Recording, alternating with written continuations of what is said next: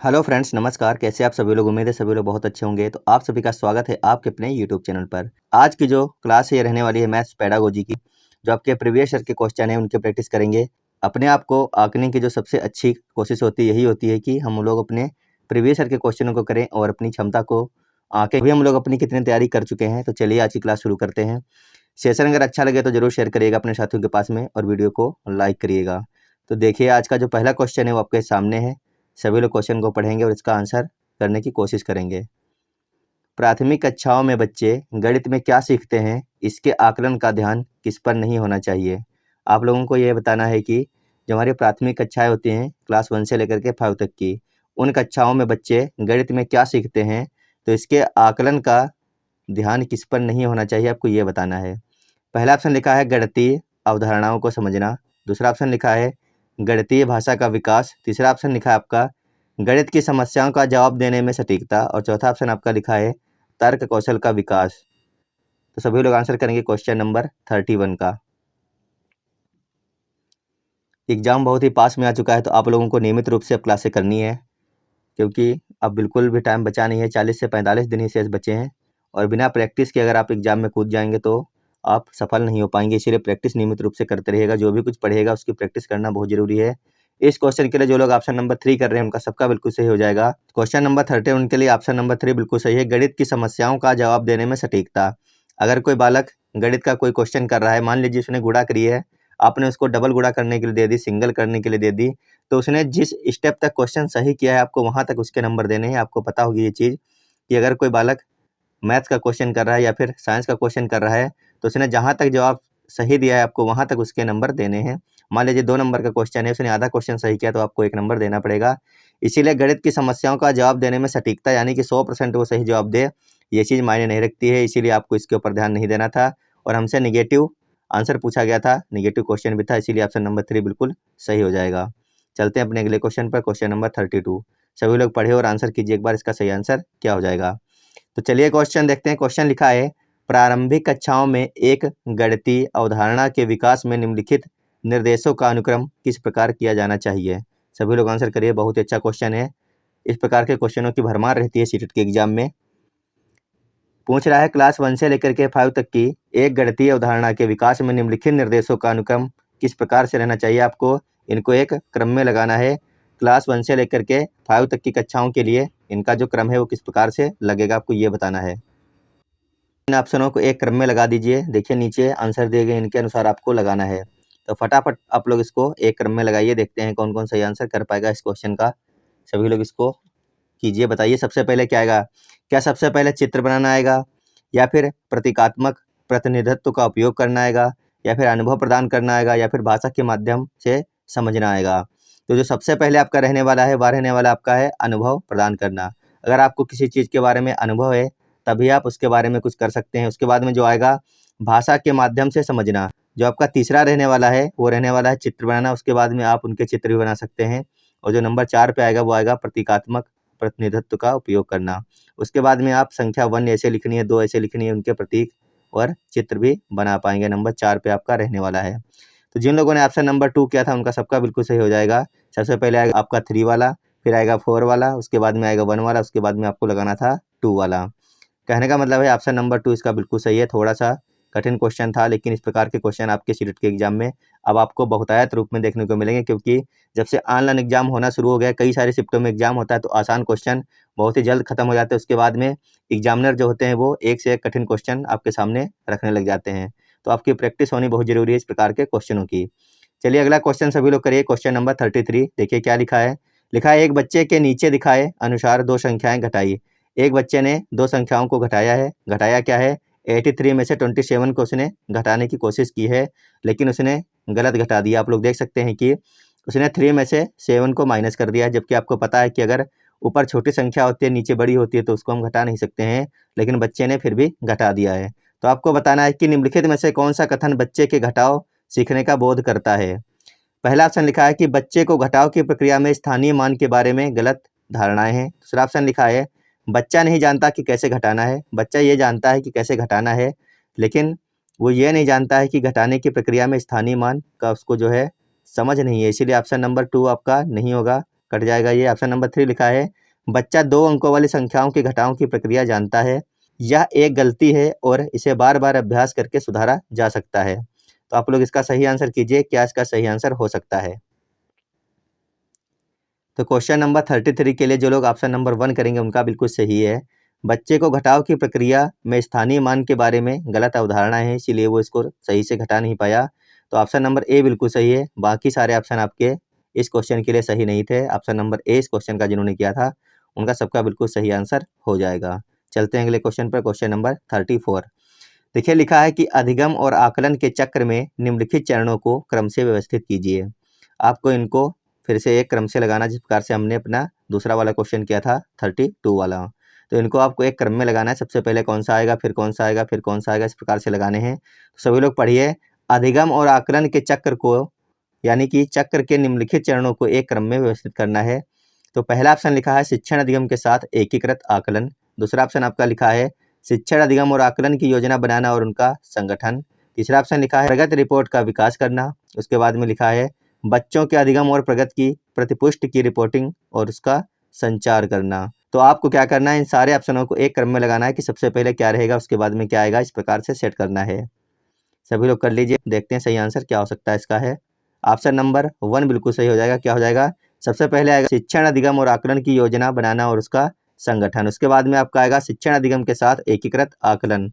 उसके बाद आपका आएगा ऑप्शन नंबर 3 प्रगति रिपोर्ट का विकास करना। और सबसे जो लास्ट में आएगा बच्चे के अधिगम और प्रगति की प्रतिपुष्टि की रिपोर्टिंग और उसका संचार, यानी उसके घर वालों को दिखाना और एक दूसरे को दिखाना कि बच्चे ने क्या किया है, क्या प्रगति की है एक क्लास से दूसरी क्लास में पहुंचने तक। उसको पहले 5 तक का टेबल आता था, उसको 7 तक टेबल आने लग गया क्लास 2 में आते आते। तो ऑप्शन नंबर 1 जो है आपका बिल्कुल सही है। जिन लोगों ने ऑप्शन नंबर 1 किया था क्वेश्चन नंबर 34 के लिए, उनका सबका बिल्कुल सही आंसर हो जाएगा यहाँ पर। देखिए क्वेश्चन नंबर 36 पेडागोजी के क्वेश्चन हैं। तो इनकी लैंग्वेज काफ़ी बड़ी बड़ी होती है, कई सारे क्वेश्चन बहुत बड़े बड़े से आते हैं, आपको देखने को भी मिलेंगे कि आपकी कंप्यूटर के स्क्रीन पर, पूरी स्क्रीन पर एक ही क्वेश्चन आ पाएगा। तो चलिए इस क्वेश्चन को सभी लोग पढ़िए, क्वेश्चन नंबर 36। चलिए इसको पढ़ते हैं। देखिए लिखा है कि एक शिक्षक अपनी कक्षा में बच्चों को उनके परिवेश में मौजूद वस्तुओं के भौतिक गुणों को अपने शब्दों में समझाने के लिए प्रोत्साहित करता है। अपने छात्रों के साथ ऐसी गतिविधि करने के पीछे शिक्षक का सबसे उचित उद्देश्य क्या है? उम्मीद है क्वेश्चन आप लोगों ने पढ़ लिया होगा। अब आपको बताना है कि अपने छात्रों के साथ ऐसी गतिविधि अगर कोई टीचर कर रहा है तो शिक्षक का सबसे उचित उद्देश्य क्या होगा जो ऐसी गतिविधि कर रहा है वो। तो पहला ऑप्शन लिखा है यह एक बहुत ही रोचक गतिविधि है जिसे आकार की अवधारणा को पुनः देखने के लिए खाली समय में किया जा सकता है। दूसरा ऑप्शन लिखा है आपका बच्चे अपनी भाषा में वस्तुओं को समझने का आनंद लेते हैं, जैसे कि वे डम्ब खेलने का आनंद लेते हैं। उसके बाद लिखा है यह बच्चों को अनौपचारिक रूप से किसी वस्तु के भौतिक गुणों का निरीक्षण करने का अवसर देता है, जो आकारों के बारे में उनकी समझ को गहन बनाता है। ऑप्शन नंबर 4 लिखा है यह एक उपयोगी गतिविधि है जो एक बच्चे को आकारों का परिचय कराती है। तो बताइए इन चारों में से सही आंसर कौन है इस क्वेश्चन के लिए, क्वेश्चन नंबर 36 के लिए। इसका जो लोग ऑप्शन नंबर 3 कर रहे होंगे उनका बिल्कुल सही आंसर हो जाएगा। क्या हो जाएगा, यह बच्चों को औपचारिक रूप से किसी वस्तु के भौतिक गुणों का निरीक्षण करने का अवसर देता है, जो आकारों के बारे में उनकी समझ को गहन बनाता है कि अगर ये किताब है इसकी लंबाई कितनी है, चौड़ाई कितनी है, ऊंचाई कितनी है, ये सब चीज़ें बच्चों को पता चल रही हैं। तो ऑप्शन नंबर 3 बिल्कुल सही हो जाएगा। जिन लोगों ने ऑप्शन नंबर 3 किया है क्वेश्चन नंबर 36 के लिए, उनका सबका बिल्कुल सही आंसर हो जाएगा। इस प्रकार के क्वेश्चन आपको कई सारे देखने को मिलते हैं, इनकी लैंग्वेज काफ़ी बड़ी बड़ी सी होती हैं। अगला क्वेश्चन है क्वेश्चन नंबर 37। सभी लोग पढ़िए और आंसर कीजिए एक बार, सही आंसर क्या हो जाएगा। चलिए क्वेश्चन पढ़ते हैं। क्वेश्चन लिखा है अशिक्षित दुकानदार द्वारा उपयोग किए जाने वाले गणित। आप लोगों ने देखा होगा कई सारे लोग ऐसे होते हैं जिन्होंने एक भी क्लास तक की पढ़ाई नहीं की है और वो लोग क्या करते हैं, पूरे दिन भर अपनी ठेले लगाते हैं, सेब बेचते हैं, सब्जियां बेचते हैं, फलों को बेचते हैं। तो आप लोगों को पता होना चाहिए कि जब हम उनसे 1 किलो सेब लेते हैं, मान लीजिए सेब की कीमत 40 रुपये है, 1 किलो सेब की कीमत, और हमने उनको 200 रुपये का नोट दे दिया, तो वो लोग ऐसे गणित का उपयोग कैसे करते हैं, अब इनको कितने रुपये वापस करने हैं। तो यही पूछा गया है कि अशिक्षित दुकानदार द्वारा उपयोग किए जाने वाले गणित।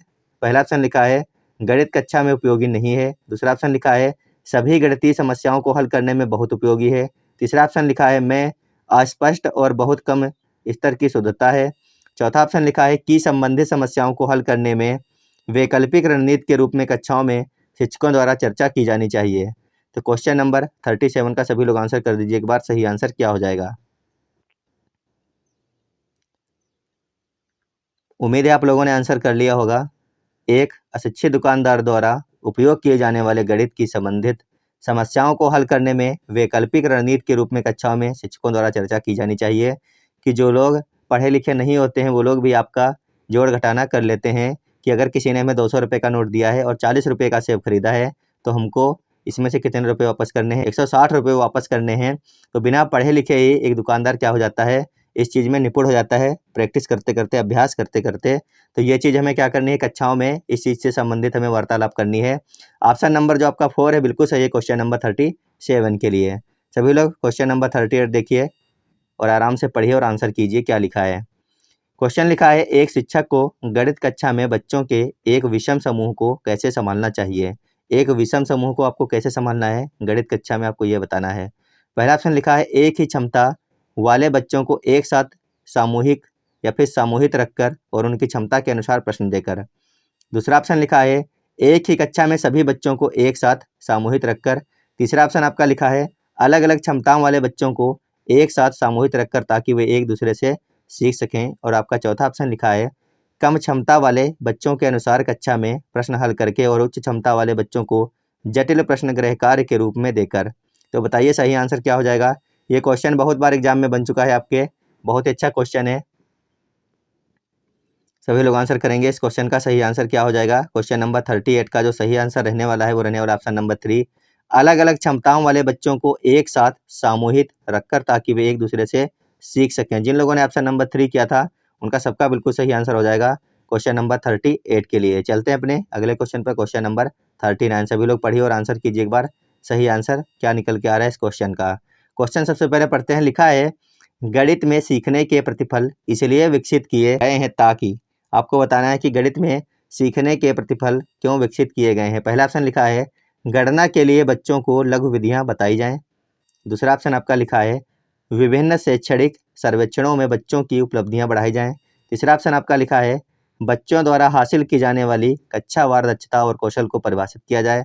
चौथा ऑप्शन आपका लिखा है, वर्ष की अंत परीक्षाओं के लिए बच्चों को तैयार किया जाए। जो ऑप्शन नंबर 4 है ये आपका बिल्कुल भी नहीं होने वाला, निगेटिव है ये।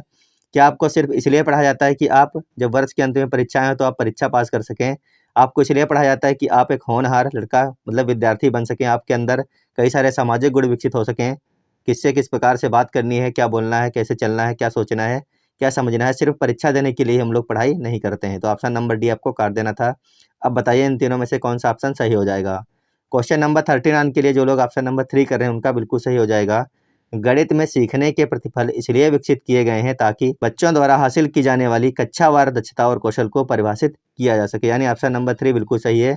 जिन लोगों ने ऑप्शन नंबर 3 किया था उनका सबका बिल्कुल सही आंसर हो जाएगा। यहाँ पर देखते हैं अपना अगला क्वेश्चन। सभी लोग पढ़िए और आंसर कीजिए, सही आंसर क्या हो जाएगा। क्वेश्चन देखिए क्या लिखा है, निम्नलिखित में से कक्षा में हो रहा कौन सा कार्य एक गतिविधि है। आपको बताना है ये जो 4 ऑप्शन दिए गए हैं इनमें से ऐसा कौन सा ऑप्शन है जो कक्षा में कार्य का एक गतिविधि है। पहला ऑप्शन लिखा है, शिक्षक समझाते हैं कि प्रश्न कैसे हल करें। दूसरा ऑप्शन लिखा है, बच्चों द्वारा कविता के रूप में गिनती का वाचन। तीसरा ऑप्शन है, बच्चों द्वारा श्याम पट से नकल करना। नकल करना तो निगेटिव आंसर में आता है, काट दीजिए। चौथा ऑप्शन लिखा है, बच्चों का अन्वेषण में लगना। तो सभी लोग आंसर कीजिए एक बार, क्या सही आंसर हो जाएगा क्वेश्चन नंबर 40 का। अन्वेषण का मतलब आप लोग समझ रहे हैं क्या होता है, नई नई चीज़ों के बारे में जानना, समझना और पढ़ना। यानी ऑप्शन नंबर 4 जो है बिल्कुल सही आंसर क्वेश्चन नंबर 40 के लिए।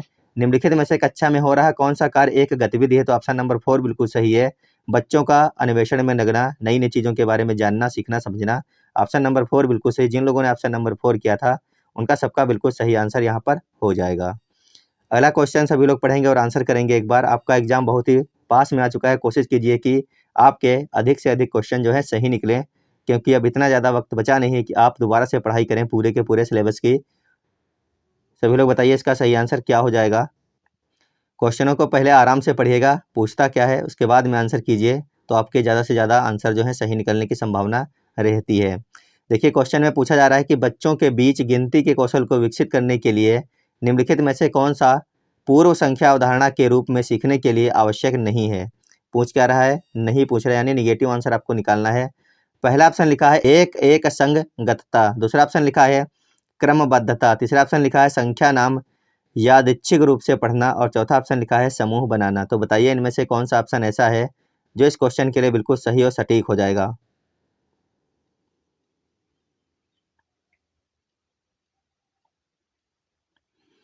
बच्चों के बीच गिनती के कौशल को विकसित करने के लिए निम्नलिखित में से कौन सा पूर्व संख्या अवधारणा के रूप में सीखने के लिए आवश्यक नहीं है।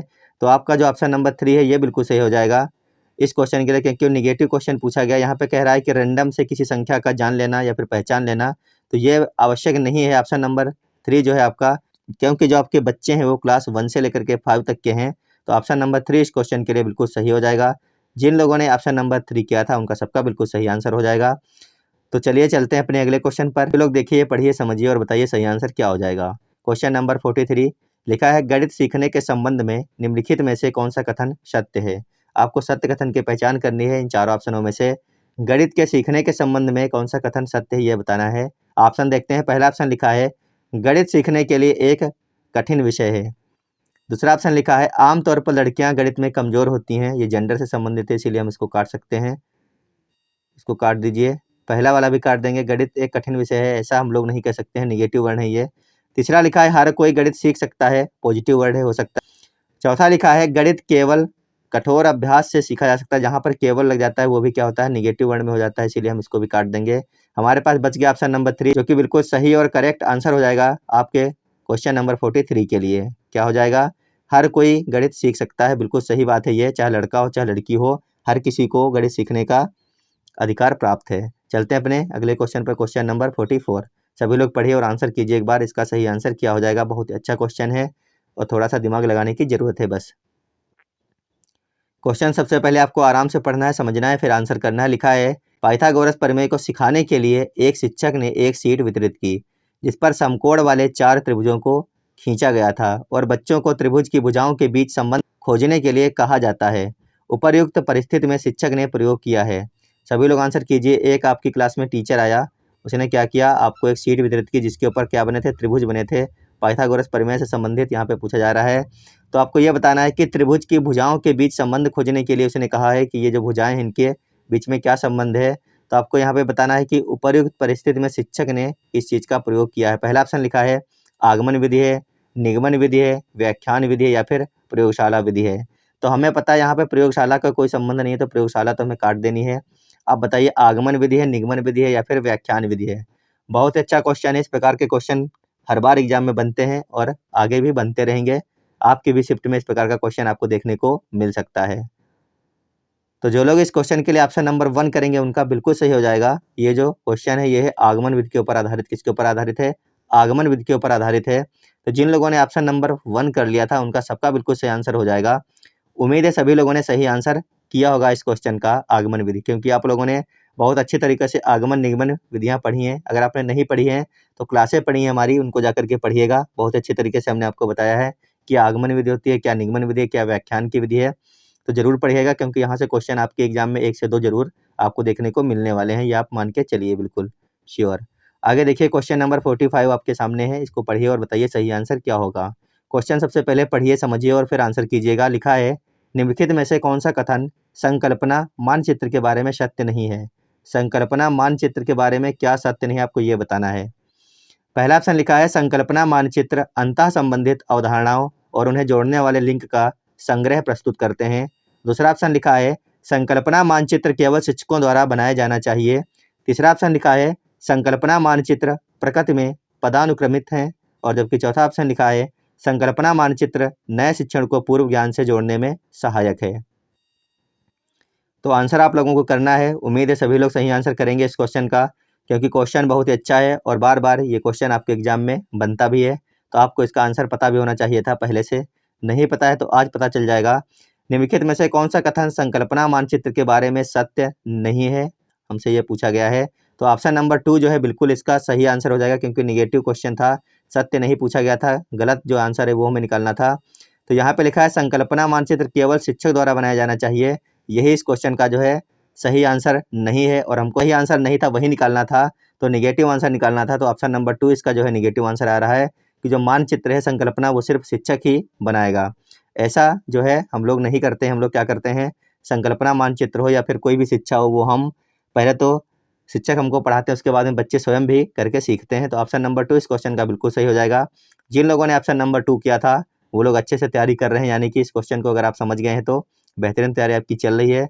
और आप लोग ज़रूर बताइएगा कि आज की इस क्लास से आपके कितने क्वेश्चन सही निकले। अगर आपको इस क्लास की PDF चाहिए विद आंसर, तो आपको हमारा मास्टर्स अड्डा लर्निंग ऐप डाउनलोड करना पड़ेगा, जिसके लिए आपको गूगल प्ले स्टोर के ऊपर जाना है। वहाँ पर आपको लिखना है मास्टर्स अड्डा, ये देखिए ये आपको लिखना है। फिर आपके सामने एक लोगो बन के आएगा, जो कि ये रहने वाला है। आपको इसके ऊपर क्लिक करना है, आपको इंस्टॉल कर लेना है ऐप को। यहाँ पर आपको इस क्लास की PDF के साथ-साथ में प्रीवियस ईयर के क्वेश्चन जितने भी पेपर हुए हैं, वो सारे मिलने वाले हैं। साथ में अगर आपको NCERT किताब पढ़नी है, वो भी आपको मिलने वाली है, हिंदी और इंग्लिश दोनों मीडियम में। और जिन लोगों को नोट्स की आवश्यकता है, क्योंकि समय बहुत ही कम बचा है, बिना नोट्स बनाए या फिर अगर आपके पास पहले से नोट्स हैं तब तो कोई बात ही नहीं है। अगर आपके पास नोट्स नहीं है तो अब बनाने का टाइम बचा नहीं है, क्योंकि अगर आप अब नोट्स बनाने बैठेंगे तो कब आप उनको पढ़ेंगे और कब प्रैक्टिस करेंगे। तो आप 100-100 रुपये में नोट्स उपलब्ध हैं, जिनकी कीमत किताब लेने जाते हैं तो आपको 300-400 की किताब पड़ती है किसी भी सब्जेक्ट की। जो नोट्स हैं वो आपको 100-100 रुपये में उपलब्ध हैं। पूरे NCERT का इसमें निचोड़ हुआ है। और अगर आप इन नोट्स को खरीदते हैं तो आपके 70 से 80 नंबर आराम से बढ़ जाएंगे। अगर आप 4 नोट्स खरीदते हैं तो आपके 70-80 नंबर आराम से बढ़ने वाले हैं आपके क्वेश्चन पेपर में। कहने का मतलब है कि आप आराम से सीटेट एग्जाम पास कर सकते हैं।